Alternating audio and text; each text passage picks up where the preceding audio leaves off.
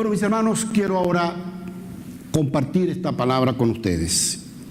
Hay un salmo, desde que yo era niño aprendí, desde muy pequeño aprendí este salmo. Ese fue uno de los primeros salmos después del Salmo 23.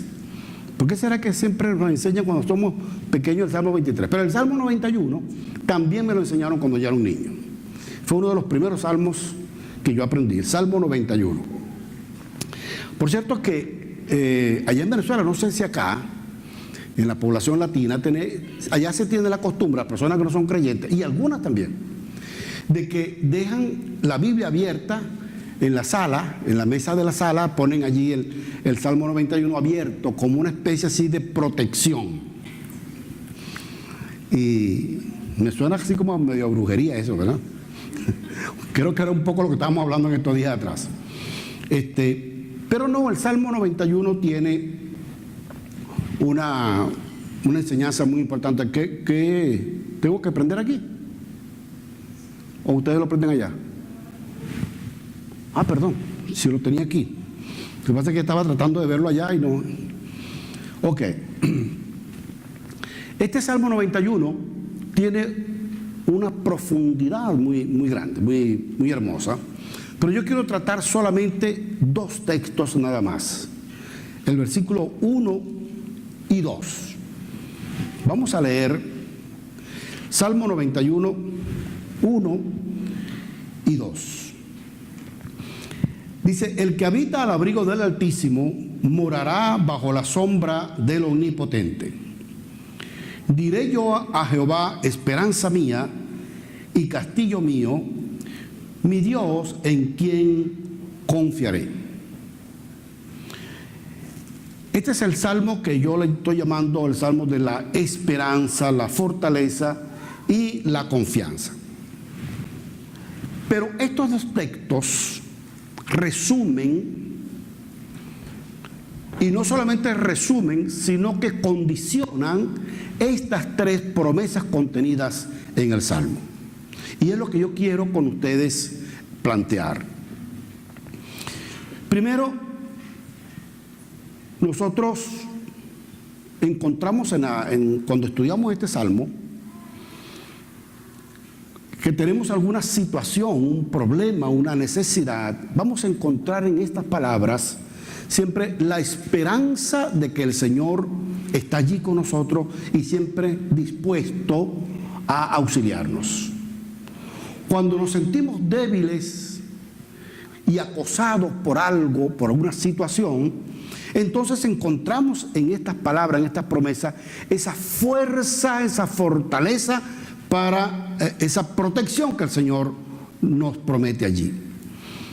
Y finalmente, también nos promete que podemos confiar plenamente en Él. Ustedes saben que nosotros tenemos serios problemas a veces por no tener en el Señor esa esperanza viva, permanente, total. Muchas veces buscamos ser fortalecidos en otras cosas y no en Dios, no en su palabra, y confiamos muchas veces en cosas o en algunos distintos a Dios. Pero aquí tenemos este salmo que nos está diciendo estas tres cosas. Vamos a ver en primer lugar la condición. Para yo tener esperanza, para tener fortaleza y para tener confianza, debe haber una mínima condición que el Señor nos está planteando. En primer lugar, dice: el que habita al abrigo. Habitar es estar en un lugar, ocupar un lugar. Y al abrigo, la palabra en hebreo aquí sitra, que significa debajo de, que está oculto, que está en un refugio, que está cercado, pero que además está secretamente en el lugar secreto. Eso es lo que significa la palabra sitra. El que habita al abrigo del Altísimo. Y la segunda cosa, la segunda condición es: morará. No solamente estar en un lugar, es quedarse allí, detenerse allí, habitar allí, vivir allí en ese lugar. Por ejemplo, yo estoy aquí en, ¿cómo se llama? Marieta, ¿no? Esto aquí se llama Marieta, porque ya estoy confundido, salgo de Marieta, me meten en otra cosa y se llama de otra manera. Estoy así como medio raro, ¿no? En Atlanta, pues. En Georgia. Pero yo estoy aquí, pero yo no vivo aquí. Se necesita no solamente estar, sino permanecer allí, vivir allí. Por lo tanto, cuando tú vives al abrigo del Altísimo, cuando tú moras, cuando tú haces tu habitación al abrigo del Altísimo, entonces eso va a hacer que la sombra, es decir, la palabra Yetzel, o sea, una ala, así, eso me hace recordar al Señor Jesús cuando lloraba sobre Jerusalén y decía: ¿cuántas veces quise tenerte así como la gallina tiene a sus polluelos? O sea, cubiertos debajo de las alas, protegidos por su propio cuerpo. Y no quisiste, dice el Señor. De esa manera, cuando nosotros entonces moramos así, es cuando podemos estar bajo la sombra del Omnipotente. Mis hermanos, entonces nosotros nos encontramos con esa primera cosa: el que habita el abrigo, morar bajo la sombra del Omnipotente. Pero no es suficiente.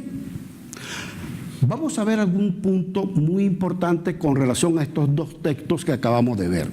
Dice así: el que habita al abrigo del Altísimo, subraye esa palabra Altísimo, morará bajo la sombra del Omnipotente.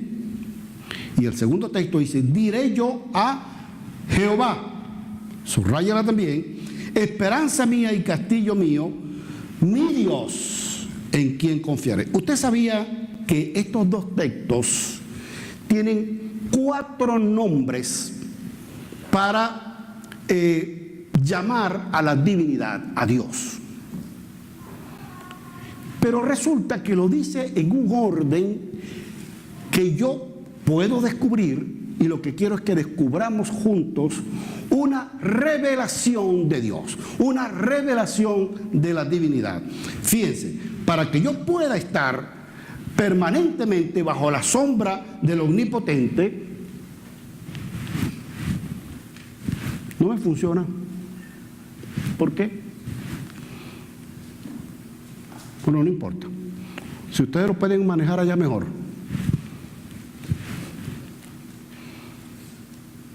¿Pueden hacerlo?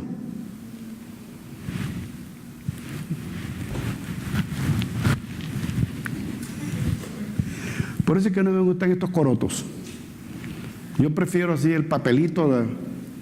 Entonces, en estos tiempos lo obligan a uno a usar la cosita allá, la cosita acá. ¿Listo? Ajá, ahora sí lo puedo. Ok.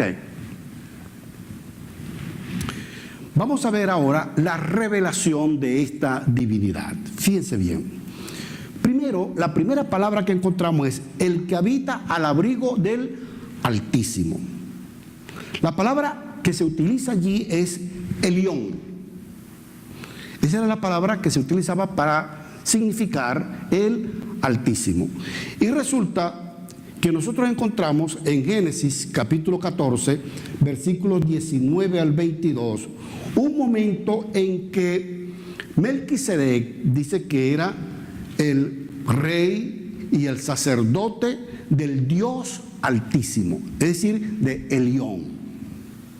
Se encontró con Abraham y dice que Abraham, que venía de una guerra, de una batalla, y había ganado la batalla y traía un gran botín, dice que le ofreció los diezmos a este Melquisedec, que era rey y sacerdote de Salem, y que era rey y sacerdote, sumo sacerdote del Dios Altísimo. ¿Qué fue lo que sucedió allí? Cuando nosotros leemos las Escrituras, no nos damos cuenta de algunos detalles. Por ejemplo, el nombre de Jehová no se había revelado todavía a Abraham. Abraham no llamaba a Dios Jehová, lo llamaba era Elión, que significa Dios Altísimo. De modo que cuando Dios llama a Abraham, dice que lo llamó, cuando él salió de Ur de los Caldeos, Dios dice, él dice la palabra que Dios había llamado a Abraham. Y ese Dios que lo llamó se llamaba Elión. El nombre era Elión. Y esto es muy importante porque se supone o entendemos que Abraham no era creyente de Dios. Abraham pertenecía a una religión pagana junto con su familia, junto con Taré y sus hermanos. No era creyente en Dios, pero un día Dios se le revela a Abraham y le dice, mira, sal de tu tierra y de tu parentela, deja todo eso y vente a un lugar que yo te voy a mostrar. Y él le dice, ¿quién eres tú? Porque yo conozco a la diosa Sin, por ejemplo, la diosa la luna, que era a quien ellos adoraban, y esa es mi diosa. Dice, no, pero yo soy el Dios Altísimo, Elión. Y dice que Abraham le creyó a Elión, un Dios distinto al que él tenía anteriormente, y tiene esa revelación primaria de Elión, el Dios muy alto, un Dios cosmogónico, un Dios universal. Ese era el Dios al cual adoraba Abraham. La otra revelación es omnipotente. Encontramos en Génesis 17:1 una ocasión en que dice que Abraham tenía 99 años. Dios le había dicho a Abraham desde que salió de Padán Aram, Dios le había dicho que él iba a hacer con él una gran nación. Vete a una tierra que tú no conoces y dale para allá. Pero ¿para dónde vamos? A ti no te importa. Camina para allá y yo te voy a decir dónde es. Había que tener fe para eso, ¿no? Y dice, bueno, le dice él a Sara, Sara, vámonos, porque Elión, ¿y quién es Elión? Elión es el Dios Altísimo. Se me reveló y me dijo que me fuera de aquí. Papá Taré, me voy. ¿Cómo que te vas? Sí, me voy porque Elión me llamó. Se me reveló a mí y ahora yo creo es en Elión. Y Elión le dice, yo voy a hacer de ti una gran nación y te voy a dar hijos como la arena del mar. Pero cuando Abraham salió de Padán Aram, ya era un viejito, era más viejo que yo, y ya eso es bastante. Pero Sara también era una mujer viejona. Y llegaron a Canaán y Dios le dijo, esta es la tierra que te voy a dar. Ay, qué bueno, dice ya, Sara, vamos a tener una cantidad de muchachos, Sara, ¿qué te parece? Y Sara dice, esta viejita que está aquí, no, chico, tú debes estar fumado. Allí en Venezuela decimos fumado es que está trastornado, ¿no? Tú debes estar fumado, Abraham. ¿Qué estás tomando por ahí? Elión me dijo que nosotros íbamos a tener una gran familia. Esto que le estoy diciendo es muy importante porque eso va a ir revelando lentamente, progresivamente, a ese Dios que Él quiere que tú conozcas. Y resulta que pasan los años y Sara nada. Y Abraham cumple 99 años. Mis hermanos, perdónenme, cuando yo tenga 99 años, yo no sé qué va a pasar de mi vida, pero les aseguro que me voy a conseguir un chinchorrito, allá, chinchorro le llaman ustedes, una hamaca, ¿verdad? Y me voy a acostar allá en el porche de mi casa o en un campito por allí y que nadie me moleste. Y la viejita, si está viva todavía, también que otro chinchorrito para allá. ¿Qué más se puede hacer? Eso pasaba con Abraham y Sara. Pero le llega el ángel, le llega el Señor y le dice, Abraham, 99 años, vine para felicitarte en tu cumpleaños número 99. Oye, el Señor también celebra nuestro cumpleaños, ¿saben? Y Él le dice, yo te voy a dar una tierra y te voy a dar una familia muy grande. Y dice Abraham, sí, Señor, está bien, yo ya me lo dijiste, pero ¿sabe cuántos años estoy cumpliendo? 99 años. Y el Señor le dice, yo soy el Dios todopoderoso. Anda delante de mí y sé perfecto. Ahora no se trata de Elión. Ahora se trata de El Shaddai. La palabra Shaddai significa Dios, El Shaddai, Dios todopoderoso, el Dios que todo lo puede. Abraham estaba pensando, bueno, seguramente que la nación que Dios quiere darme es con Ismael. Ya Ismael había nacido.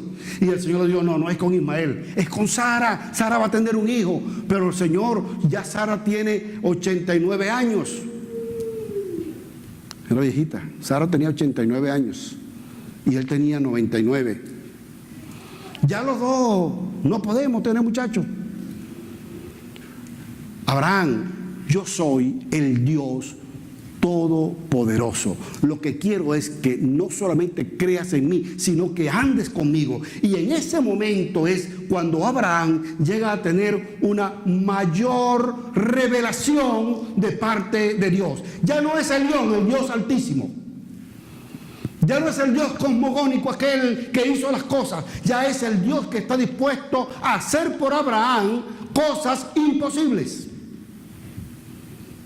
¿Está bien? Mucha gente conoce a Dios. ¿Tú crees en Dios? Sí, cómo no, yo creo en Dios.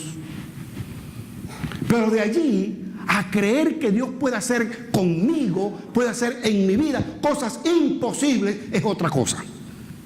Dios se tiene que revelar a la vida de la persona para que ella pueda entender que Dios no solamente puede hacerlo, sino que está dispuesto a hacerlo. Gloria al Señor. La otra palabra que aparece aquí es Jehová. Pero esta palabra, este nombre no se le revela a Abraham. ¿Saben ustedes a quién se le revela? A Moisés. Moisés tenía un concepto acerca de Dios muy vago.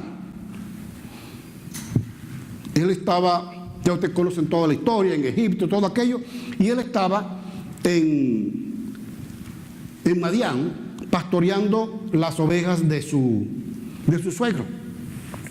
Y un día dice que él, por allá en un monte, ve que un arbusto comienza a arder, pero le llama la atención el hecho de que, a pesar de que ardía, no se quemaba. Y él se acerca curioso y dice, ¿qué es esto tan raro? Y cuando se acerca, allí tiene una revelación. Dios se le aparece y habla con él, y él se queda extrañado porque dice, mira, yo no sé, yo no te conozco. ¿Tú sabes quién era Elión?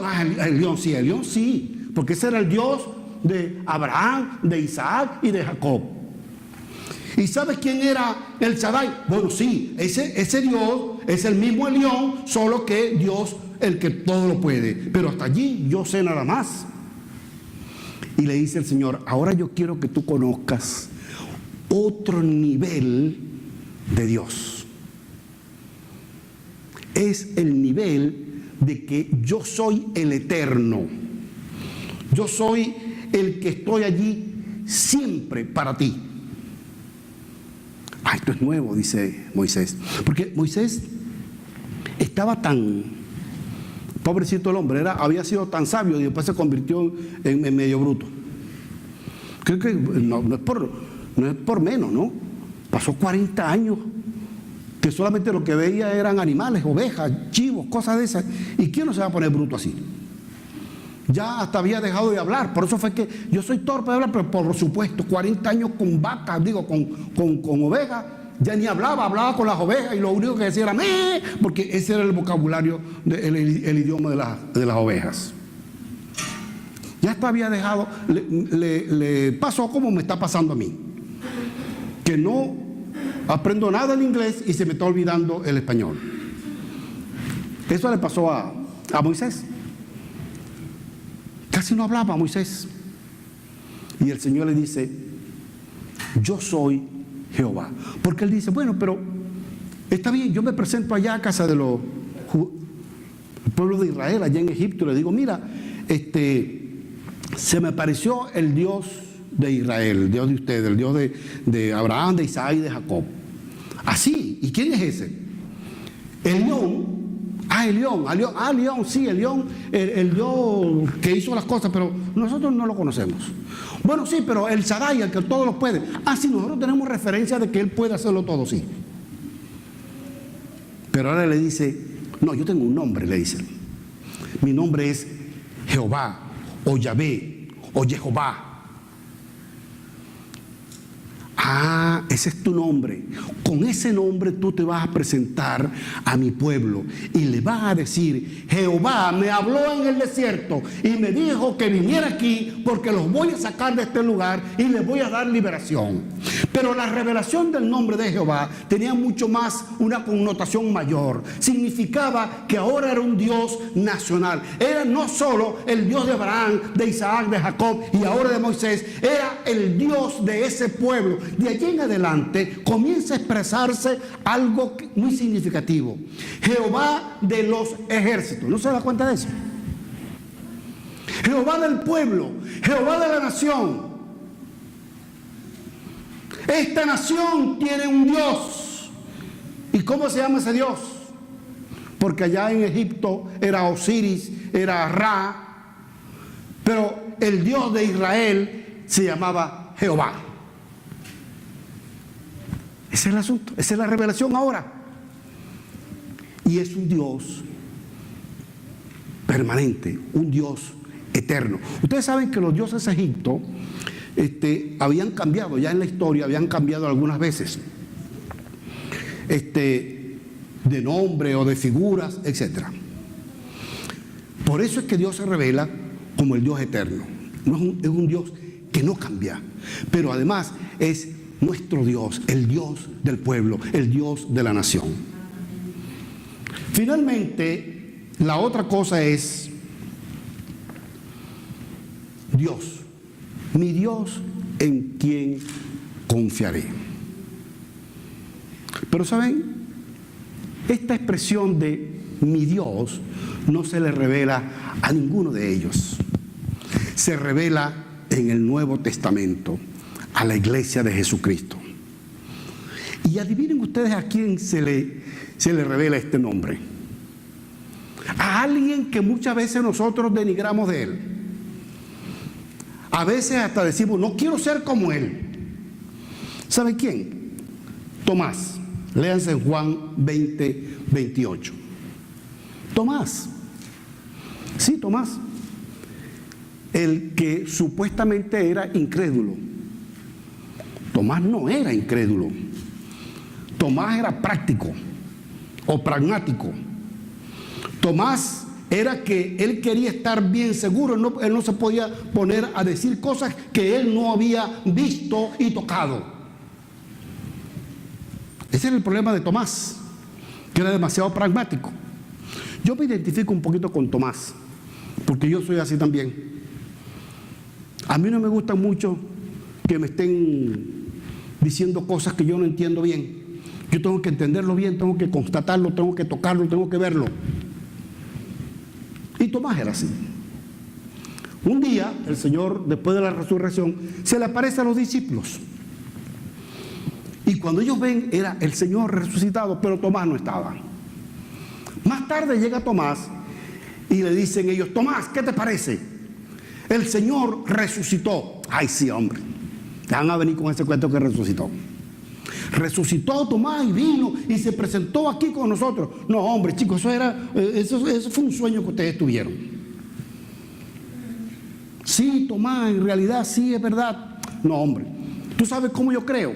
Que yo lo vea y que yo toque sus heridas y constate de que realmente es Él. Y se aparece el Señor en otra ocasión. Y estaba Tomás. Tomás, aquí estoy. Mira, ve, estas son mis heridas. Y le enseña las heridas de las manos y del costado. Cree, Tomás, cree. Porque estás creyendo porque viste. Pero bienaventurado el que cree sin ver.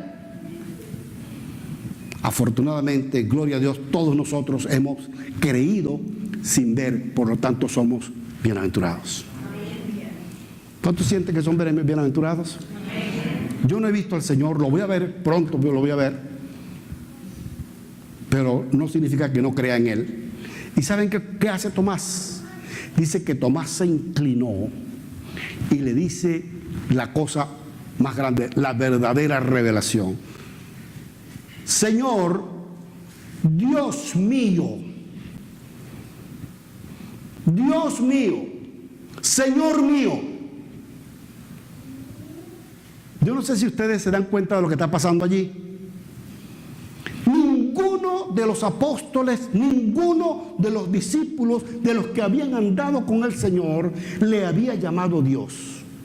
¿Ustedes no se dan cuenta de eso? Le habían llamado maestro, le habían llamado Señor, le habían llamado profeta, le habían llamado de muchas maneras, pero ninguno lo había llamado Dios. El único que por primera vez se atreve a decirle al Señor Jesucristo, mi Dios. Y esa es la última revelación. Porque ahora no se trata de Elión el Altísimo, ahora no se trata del Shaddai el Todopoderoso, no se trata de Jehová el Eterno, ahora se trata de mi Dios personal, el Dios en el que yo creo, el Dios íntimo, el Dios que está metido adentro de mí. Ese es mi Dios personal. Antes teníamos un Dios colectivo, nacional, que era Jehová, pero ahora yo tengo un Dios que es mío, mi Dios, en quien confiaré. Gloria al Señor. Una cosa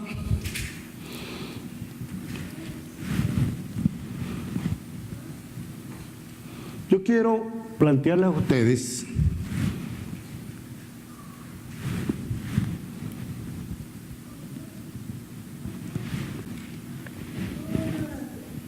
comparándolo con el templo. Fíjense que hay una gran similitud entre esta revelación de la divinidad. El que habita al abrigo de Elión morará, estará seguro bajo la sombra del Shaddai. Y entonces diré yo a Jehová, el Eterno, tú eres mi Dios personal y voy a confiar en ti. Esa es una escala, una especie de proceso en el que vamos conociendo a Dios. Pero yo se lo voy a plantear como el templo. Vean lo que pasa aquí. En primer lugar, es que en el templo habían 4 lugares. 4 lugares.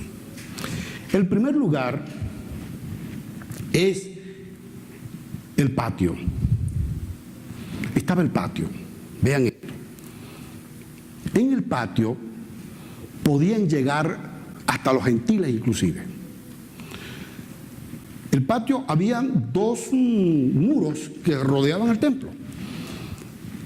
Después del primer muro, entre el primero y segundo muro, había un gran patio y ahí podían entrar todo el mundo. Hasta los gentiles entraban allí, hasta allí. Y entonces yo era un visitante de cualquier nación y yo llegaba al patio y desde allí yo podía ver el templo. ¿Verdad? Y si usted me preguntaba, mira, ¿tú estuviste en el templo en Jerusalén? Sí, cómo no, yo estuve allí. ¿Lo conociste? Sí, yo lo conocí, cómo no, y hasta le tomé foto y todo. Pero realmente yo conocí el templo. Pero estuve en el templo. ¿Verdad que sí? En estos días, Carlos me llevó a la sede allí de CNN y desde afuera estaba el edificio. Pero no solamente estuvimos afuera, sino que entramos y tomé fotos de las cosas que estaban allí. Pero hubo cosas que no pude hacer. No pude pasar a los estudios. Yo no sé si fue porque Carlos no quiso o es que no se podía. Pero no entramos a los estudios, ¿verdad? Me hubiera gustado conversar con este F del Rincón. Pero para eso tal vez necesitaba un permiso especial para poder llegar hasta adentro hasta allá a lo más recóndito del lugar de CNN. ¿Me están siguiendo? Entonces yo pude conocer solamente hasta cierto nivel. Así mismo sucede con esto. Hay mucha gente que está teniendo una revelación de Dios demasiado rudimentaria, demasiado primaria, y vienen a la iglesia y cantan y oran y diezman, ofrendan, pero están en el patio del templo. No conocen el templo realmente, no han entrado verdaderamente al templo. Y si le preguntan, ¿tú eres evangélico? Sí, yo voy a la iglesia y canto y me sé las canciones. Qué bonita esa canción. Tú sabes que hay personas que vienen a la iglesia porque les gustan las canciones. Otros les gustan una muchacha o un muchacho, ¿no? Y vienen a la iglesia. Están en el patio del templo.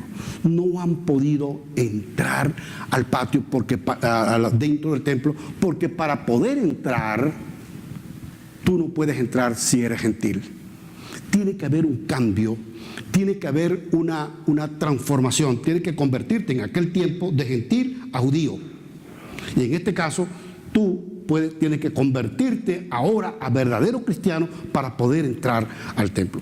Después de eso, después del patio, había otro muro con carteles escritos que decían prohibido el paso. ¿Cómo se dice en inglés? Keep out, ¿no? ¿Qué es la cosa? ¿Cómo se dice? Fuera de aquí. Díganmelo en inglés, por favor, que me gusta como suena en inglés.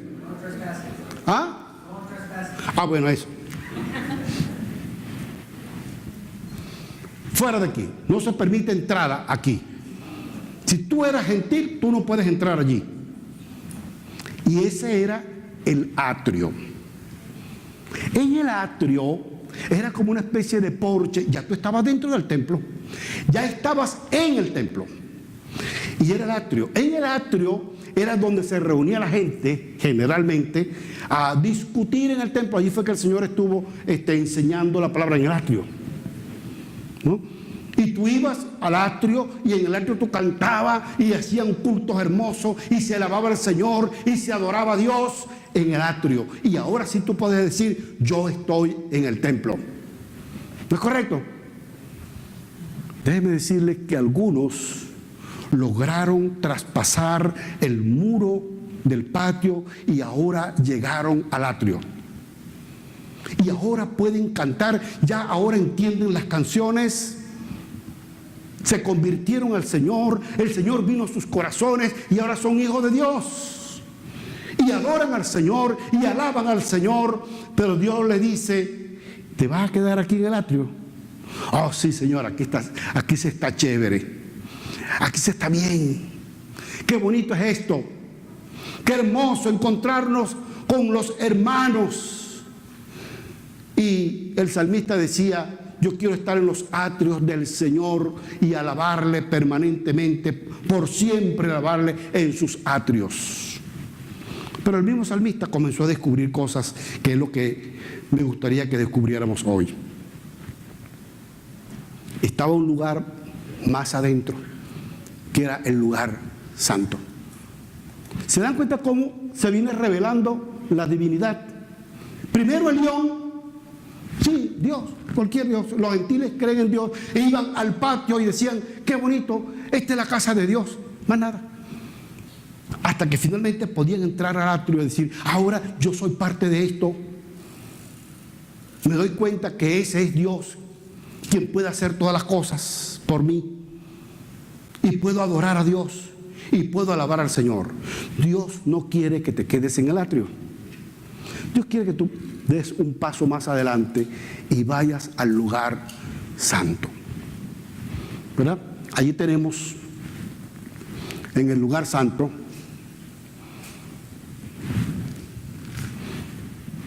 no me funciona.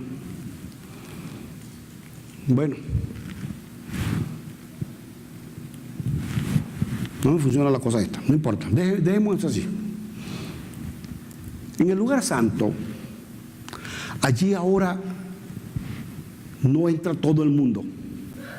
¿Saben? Tú podías llegar al atrio del templo a alabar al Señor, pero al lugar santo solamente pasaban algunas personas que tenían cierta categoría. Eran personas especiales que se dedicaban a ofrendar a Dios, a llevar holocaustos. Allí, en ese lugar, es donde la persona comienza a tener un encuentro, un verdadero encuentro con Dios de intimidad.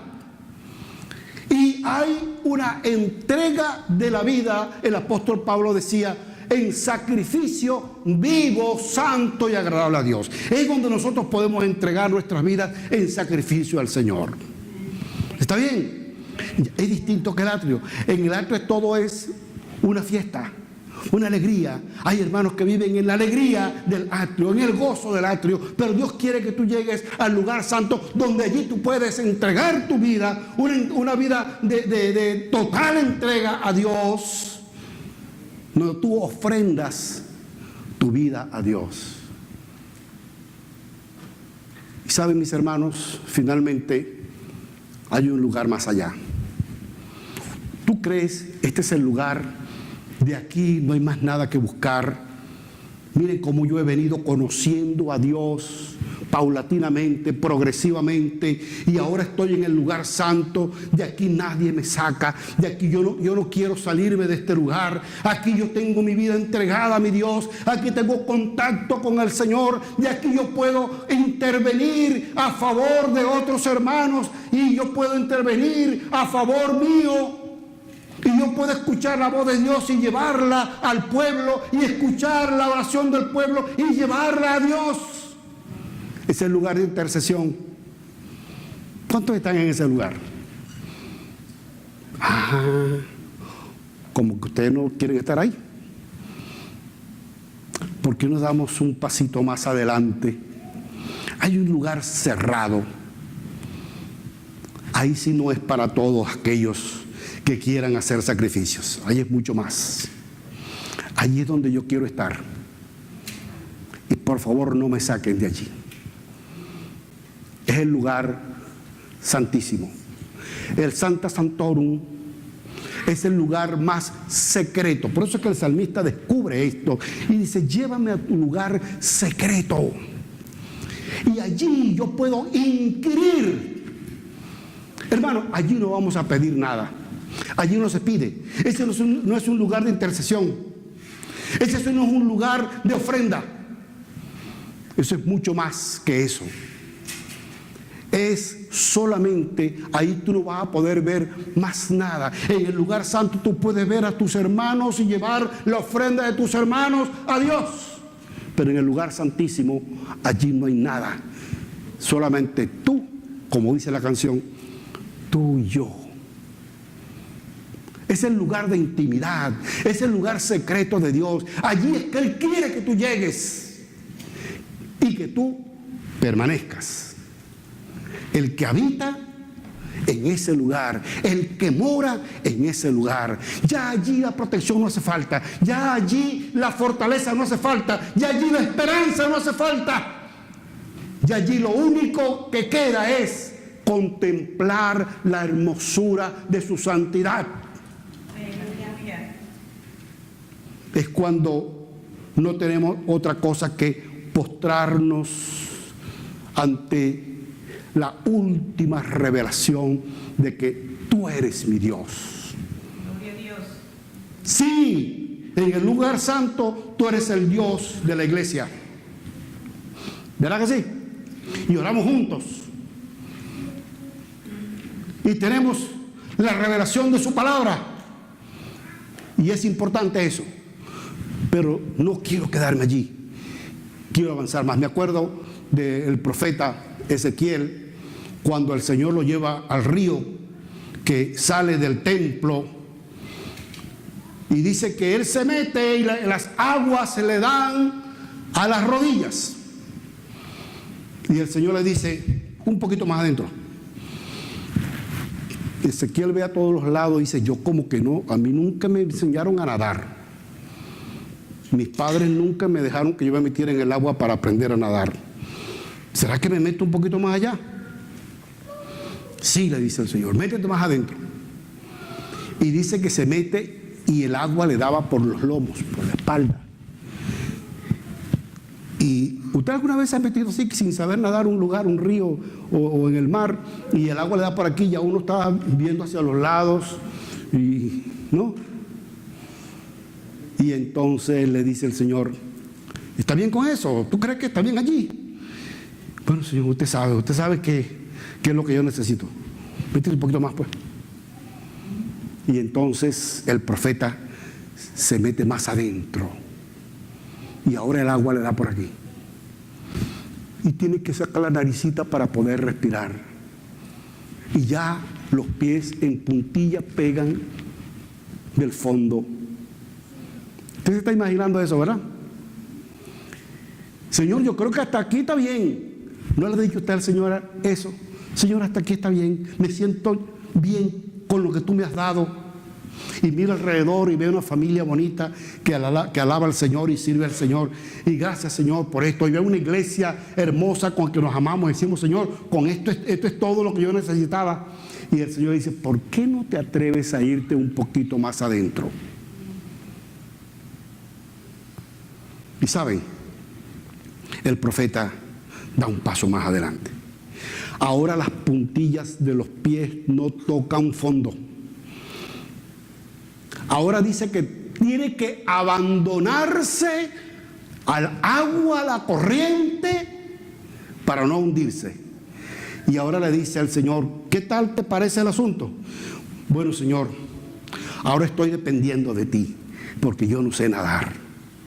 Eso es lo que yo quiero. Que tú te adentres tanto en el conocimiento mío, que me conozcas mucho más de lo que has conocido hasta ahora. Que haya una intimidad entre tú y yo al punto que no exista más nada. La canción que cantábamos decía, ya no existe más nada alrededor. No hay quien me tome de la mano para sacarme. Ahora tengo que depender de Él para poder vivir. Y eso es lo que Dios quiere. Que haya una vida de total dependencia dentro de ese conocimiento pleno. El apóstol Pablo estaba hablando de ello cuando decía, hasta que lleguemos a la estatura del conocimiento del Hijo de Dios, a un varón perfecto. ¿Quieres llegar hasta allá? El Señor te dice, mira, no te quedes hasta allí. Todo está muy bonito, el atrio es muy bonito, el lugar santo es muy bonito, pero quiero que llegues hasta el lugar santísimo. Allí me vas a encontrar a mí, dice el Señor. En el patio tú encuentras a los panas. Allí en Venezuela decimos los panas, los amigos. Y tomamos fotos y todo bien. En el atrio, la gozadera. Allí nos gozamos con los hermanos. Y nos abrazamos y nos besamos y comemos juntos los tamales y qué más, los sancochos y todo eso. Qué bueno, qué chévere es todo eso, ¿verdad que sí? La comunión de los hermanos, nos sentimos bien. Y mi hermano me dice, ora por mí. Y sí, yo oro por mi hermano. Y yo le digo a mi hermano, ora por mí. Y mi hermano ora por mí. Pero ya llegamos al lugar donde no hay nada alrededor. Todo deja de ser y nos quedamos solos, tú y yo. Amén. Dios quiere llevarte a ese lugar. Dios no quiere que te quedes donde estás. ¿En qué lugar estás? Tú lo sabes. Ojalá que no sea en el patio. Que por lo menos estés ahora en el atrio. Pero Dios no quiere que te quedes allí. Dios quiere que sigas conociéndolo más. Y a medida que lo conozcas, Pedro decía, porque todas las cosas que pertenecen a la vida y a la piedad nos han sido dadas por su divino poder. ¿Cómo?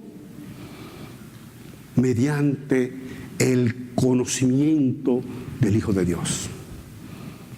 En la medida en que tú conozcas más al Señor, entonces en esa medida tu vida va a crecer hasta que llegue el momento en que tengas que abandonarte porque no te queda otra, a un varón perfecto, a la estatura de la medida del Hijo de Dios, a un varón perfecto. Eso es lo que el Señor quiere para cada uno de nosotros, lo que el Señor quiere para ti. Gloria al Señor. Me gustaría que estuviésemos de pie.